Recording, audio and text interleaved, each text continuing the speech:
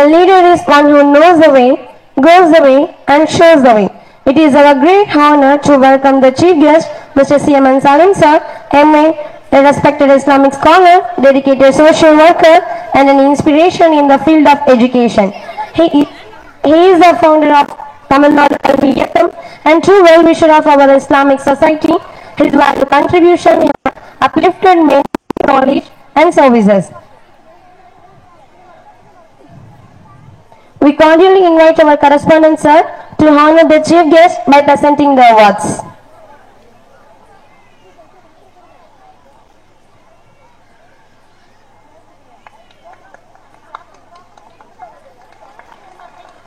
Our secretary and correspondent sir will present the award to our special guest, Mr. C.M. Salim sir.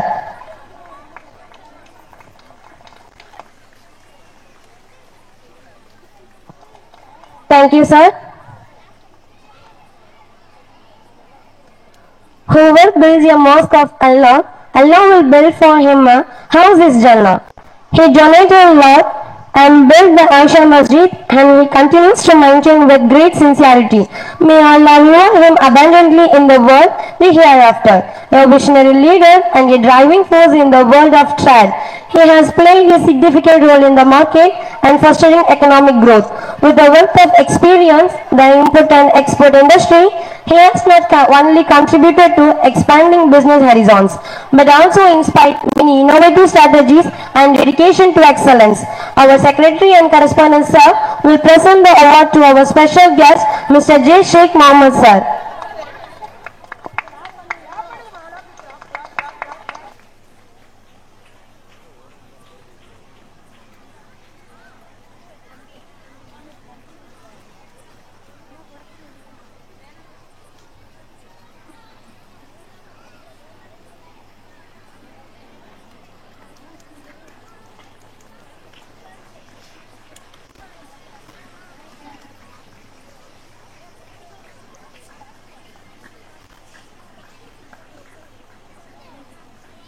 A moment of learning, a moment of inspiration.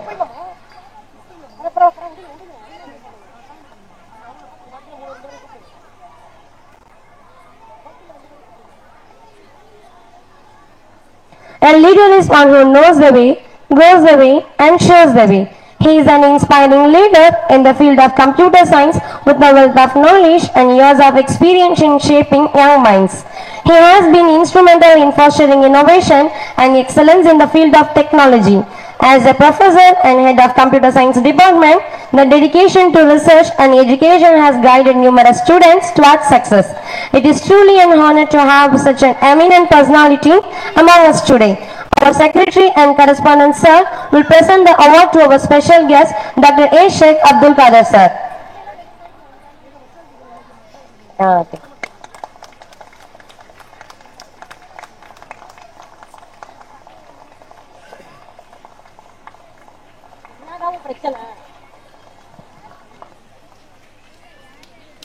Thank you, sir.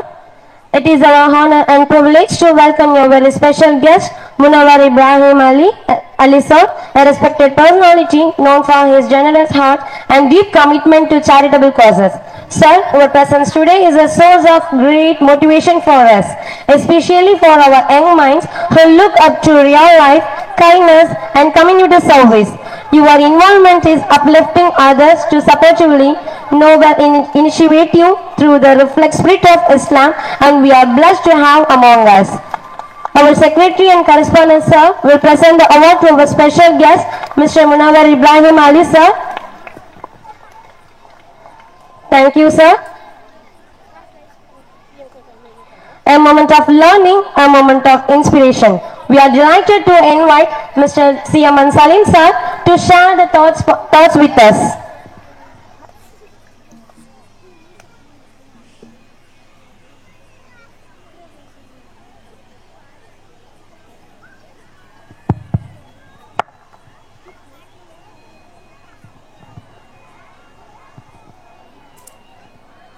أعوذ بالله من الشيطان الرجيم بسم الله الرحمن الرحيم نحمده ونصلي على رسول الكريم أما بعد அளவற்ற அருளாளனும் நிகரற்ற அன்புடையவனும் ஆகிய எல்லாம் வல்ல அல்லாஹ் ரப்புல் ஆலமீனை போற்றி புகழ்ந்தவனாக இந்த இபிஎம்எஸ் பள்ளியினுடைய சிறப்பான ஆண்டு விழா நிகழ்ச்சியில் பிள்ளைகளுடைய திறன்களை வெளிப்படுத்திக் கொண்டிருக்கிறார்கள். அதை காணுவதற்காகவும் இந்த பள்ளியினுடைய வளர்ச்சிக்காகவும் பிரார்த்திக்கக்கூடியவர்களாக நாம் அனைவரும் அமர்ந்திருக்கிறோம். நம்ம எல்லாம் படைத்து பரிபாலித்து கண்காணித்துக் கொண்டிருக்கக்கூடிய எல்லாம் வல்ல அல்லாஹ் ரப்புல் ஆலமீனுடைய அன்பும் அருளும் சாந்தியும் சமாதானமும் என்றென்றும் நிலவட்டுமாக. அஸ்ஸலாமு அலைக்கும் வரஹ்மத்துல்லாஹி வபரகாத்துஹு. மிக நீண்ட நேரமாக அமர்ந்திருக்கிறீர்கள். அதிரையினுடைய அடுத்த தலைமுறை, அந்த தலைமுறை பண்பாட்டின் அடிப்படையில் கலாச்சாரத்தின் அடிப்படையில் வார்த்தெடுக்கப்படக்கூடிய அதனுடைய அடையாளங்களை பார்த்து கொண்டிருக்கிறோம். இந்த நேரத்தில் ஒன்றிரண்டு செய்திகளை மாத்திரம் உங்களுக்கு நினைவுபடுத்த வேண்டிய கடமை இருக்கிறது என்ற அடிப்படையிலேயே எனக்கு இங்கே வாய்ப்பு அளித்திருக்கிறார்கள். இந்த பிள்ளைகளுடைய உடல் திறனிலே நாம் அதிகமாக கவனம் செலுத்த கடமைப்பட்டிருக்கிறோம். கல்வியிலே எந்த அளவுக்கு நாம் கவனம் செலுத்துகின்றோமோ, கல்வி என்பது தானாக கட்டமைக்கப்படுவதல்ல, பிள்ளைகளுடைய உடல் திறனில் முதலிலே கவனம் செலுத்த வேண்டும். அதனால உணவிலே பிள்ளைகளுக்கு கொடுக்கக்கூடிய உணவிலே மிக நீண்ட நேரம் பேசுவதல்ல, ஒன்றிரண்டு செய்திகளை மாத்திரம் உங்களிடையே கவனப்படுத்த விரும்புகின்றேன். இன்றைய காலத்துல வளரக்கூடிய பிள்ளைகளுக்கு சாதாரணமாக நாம் கொடுக்கக்கூடிய உணவிலிருந்து மாற்றி சிந்திச்சு அந்த உணவை மாற்றி சத்தான உணவுகளாக கொடுப்பதற்கு உண்டான ஏற்பாடுகளை வீடுகளிலே செய்ய வேண்டும். பெற்றோர்கள் தாய்மார்கள் அதிகமாக அமர்ந்திருக்கிறீர்கள். உணவையும் வாழ்க்கை முறையையும் கட்டமைக்காமல் கல்வியை கட்டமைக்க முடியாது. 12ஆம் வகுப்பு முடிச்சுட்டு காலேஜ் படிச்சுட்டு என் பையன் டல்லா படிக்கிறான், சொல்லு பேச்சு கேட்க மாட்டேங்கிறான், அவன் இஷ்டத்துக்கு நடக்கிறான் அப்படிங்கறதெல்லாம் வருது பாருங்க. இது எல்லாத்தையும் ஒழுங்குபடுத்துறதா இருந்தா, வாழ்க்கையை ஒழுங்குபடுத்துறதா இருந்தா, அவருடைய குடும்ப வாழ்க்கையை ஒழுங்குபடுத்துறதாக இருந்தா, ஊரினுடைய அடையாளத்தை ஒழுங்குபடுத்துவதாக இருந்தால், சந்ததியை ஒழுங்குபடுத்துவதாக இருந்தால், முதல்ல ஒழுங்குபடுத்த வேண்டியது அந்த பிள்ளைகளுக்கு கொடுக்கக்கூடிய உணவு. இந்த உணவை ஒழுங்குபடுத்தாமல் வேற எதையும் ஒழுங்குபடுத்தி விட முடியாது. இதுக்கு ஏன் இதை திரும்ப திரும்ப சொல்றேன் அப்படின்னா, நீங்க வீடுகள்ல உங்களுடைய உணவு, நீங்க சமையல் கட்டுல நீங்க கவனம் செலுத்துறீங்க அப்படின்னு சொன்னா உங்களுடைய பொருளாதாரம் மிச்சப்படும். உங்க பிள்ளைகள் சந்ததிகள் வலிமையான பிள்ளைகளாக உருவாகி வருவார்கள். இன்னைக்கு எல்லாம் வலிமை இழந்த பிள்ளைகளாக, திறனில்லாத பிள்ளைகளாக உருவாகி வருகிறார்கள். அதுவும் குறிப்பா பொம்பளை பிள்ளைங்கள்ட்ட ரத்தமே இல்ல உடல்ல. அங்க ஒரு உமன்ஸ் காலேஜ் வச்சு அன்னை கதீஜா காலேஜ் இருக்கு பாருங்க, ஃபர்ஸ்ட் இயர்ல அட்மிஷன் போடும் போதே அவங்கள்ட்ட அந்த மெடிக்கல் ரிப்போர்ட் பிளட் டெஸ்ட் எடுத்துட்டு வர சொல்லுவோம். பார்த்தா எல்லாத்தையும் 4.5 இந்த மாதிரி இருந்துட்டு இருக்குது. வரும்போதே காலேஜுக்கு வரும்போதே மயங்கி விழக்கூடிய அளவுல தான் இருக்கிறாங்க. நல்லா சாப்பிடுறாங்க. என்ன சாப்பிடுறாங்க? குப்பையான உணவா இருக்குது, சத்தான உணவா இல்ல. சாப்பாட்டுல சத்து இருக்குதான்னு பார்க்க வேண்டியது தாய்மார்களுடைய கடமை. எந்த பொருள் சமைச்சாலும் அந்த பொருள்ல என்ன சத்து இருக்குன்னு தெரிஞ்சு சமைக்கிறதுக்கு பாருங்க, அறிவார்ந்த மக்களுடைய அடையாளம். அதனால பெண் பிள்ளைகளுக்கும் சரி ஆண் பிள்ளைகளுக்கும் சரி ரொம்ப ரொம்ப இன்னைக்கு பலவீனமான ஒரு தலைமுறை உருவாகிட்டு இருக்குது. உணவை சரி செய்ய வேண்டிய பொறுப்பும் கடமையும் இருக்கிறது. சமயக்கட்டுல கவனம் செலுத்தணும் அப்படின்னு சொன்னா கார் எடுத்துக்கிட்டு பட்டுக்கோட்டைக்கும் தஞ்சாவூருக்கும் போக வேண்டிய அவசியம் இருக்காது, பணம் செலவு பண்ண வேண்டிய அவசியம் இருக்காது, மருத்துவமனைக்கு போக வேண்டிய அவசியம் இருக்காது. உணவு தான் மருந்து. உணவை மாற்றி அமைக்க வேண்டி இருக்குது. இரண்டாவது, வாழ்க்கை முறையை மாற்றி அமைக்கணும். இன்றைக்கு வாழ்க்கை முறை சீரழிஞ்சு போயிருக்குது. எந்த குடும்பத்திலே விரைவாக உறங்கி விரைவாக எழுந்திருக்கவில்லையோ, வீட்டிலேயோ குடும்பத்திலேயோ விரைவாக உறங்கி விரைவாக எழுந்திருக்கவில்லையோ, அந்த குடும்பத்துக்கு அந்த வீட்டுக்கு அருள் எடுக்கப்பட்டுடும். அல்லாஹ்வுடைய தூதர் ஹஜ்ரத் ரசூலுல்லாஹி ஸல்லல்லாஹு அலைஹி வஸல்லம் சொன்ன வாக்கு அது. அதனால விரைவாக உறங்கி விரைவாக எழுந்திருக்கக்கூடிய வாழ்க்கை முறைக்கு பிள்ளைகளை தயார்படுத்தணும். அதிலேயே படிக்கிறது, நைட் நேரத்துல பிள்ளைகளை படிக்காம, உங்க பிள்ளைங்க எந்த ஸ்கூல்ல படிச்சாலும் சரி, எந்த கிளாஸ் படிச்சாலும் சரி, இரவுல படிக்கிற வழக்கத்தை ஏற்படுத்தக்கூடாது. அதிகாலையில படிக்கிற வழக்கத்தை ஏற்படுத்தணும். தஹஜ்ஜுக்கு எந்திரிச்சு அந்த நேரத்திலிருந்து படிக்கக்கூடிய வழக்கம், அதுதான் படிப்பதற்கான சரியான நேரம். இமாம் கஸ்ஸாலி ரஹ்மத்துல்லாஹி அலைஹி சொன்னாங்க, சிந்திப்பதற்கும் அதிகமாக அறிவு தேடல்ல ஈடுபடுவதற்குமான சரியான காலம், சரியான பருவம் என்பது அந்த அதிகாலை நேரம்.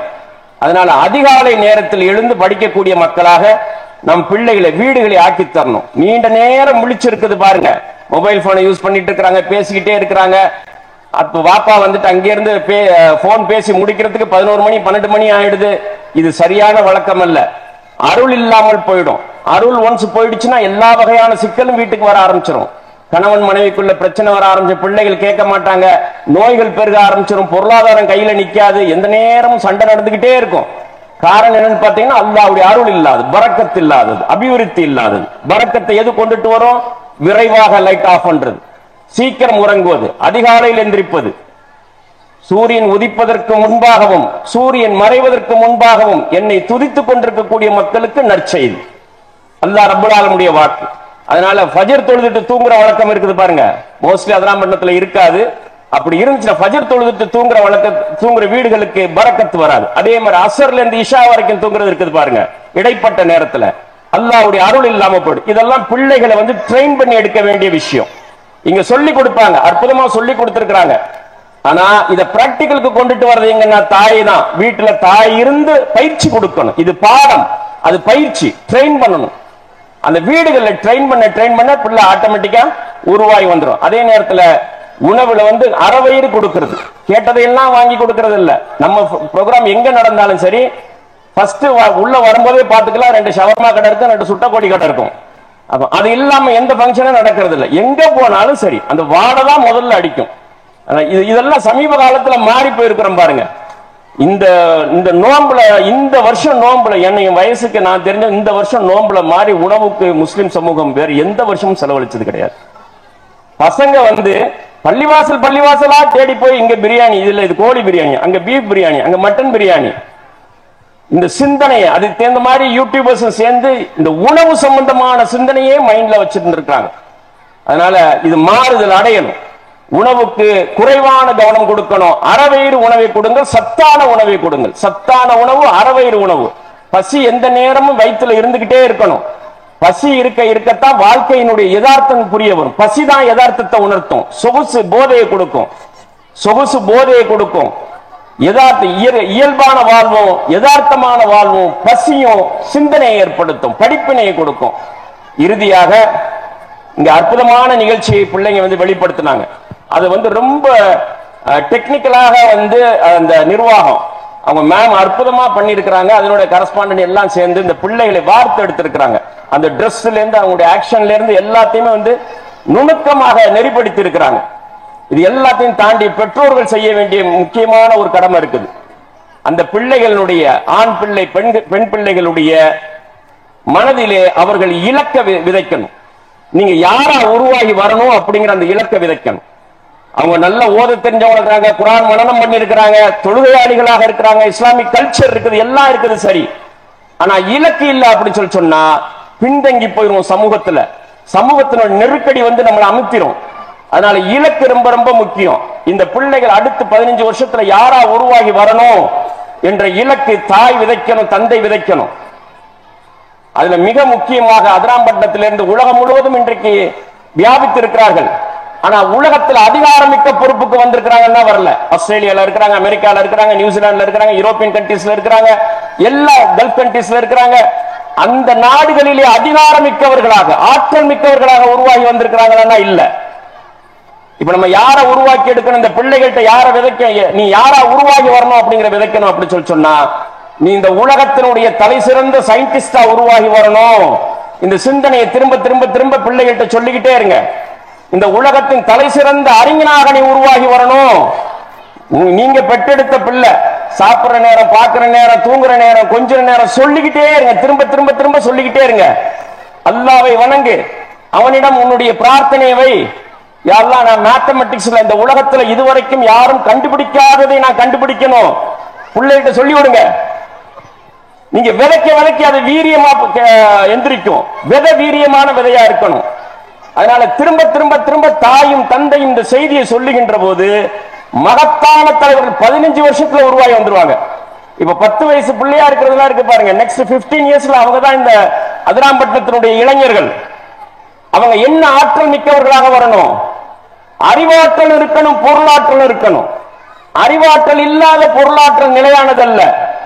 அறிவோடு சேர்ந்த பொருளாதாரம் தான் நிலையானது. அதனால அறிவாற்றல் ஃபர்ஸ்ட். அதுக்கு அந்த பிள்ளைகளுடைய மனசுல விதைக்கணும். உனக்கு பிசிக்ஸ் பிடிச்சிருக்குதா, நீ விண்ணுலகத்துக்கு செல்லணும், வானத்துக்கு போகணும். இப்படி பிள்ளைய கூட்டிட்டு வந்து வானத்தை காட்டுங்க, என்ன பாருங்க, சந்திரன் இருக்கு பாருங்க மேல, அப்படியே அண்ணாந்து பாருங்க. அதுக்கு பக்கத்துல ஒரு வீடு இருக்குது, அந்த வீட்டுக்கு நீ போகணுமான்னு கேளுங்க. இப்ப சுனிதா வில்லியம்ஸ்ங்கிற ஒரு லேடி வந்திருக்காங்க பாருங்க, 9 மாசம் தங்கிட்டு. உங்க பிள்ளைகிட்ட சொல்லி விட்டீங்கன்னா அடுத்து அவன் போக ஆரம்பிச்சிடும் 10-15 வருஷம். அதுக்கு என்ன செய்யணும்னு கேட்பான்.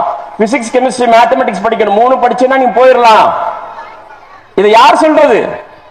அதிராம்பட்டினத்திலிருந்து ஸ்பேஸ் சயின்டிஸ்ட் உருவாகி வரணும். ஒரு 10-15 வருஷத்துல எக்கச்சக்கமான நோய்கள் இருக்குது. ஒரு 10 வருஷத்துல எத்தனை பேர் கிட்னி ஃபெயிலியர்ல இங்க பாதிக்கப்பட்டிருக்காங்கன்னு பாருங்க, எத்தனை பேர் கேன்சர் பேஷண்டா இருக்கிறாங்க பாருங்க, எத்தனை பேர் டயபெட்டிஸ் பேஷண்டா இருக்கிறாங்கன்னு பாருங்க.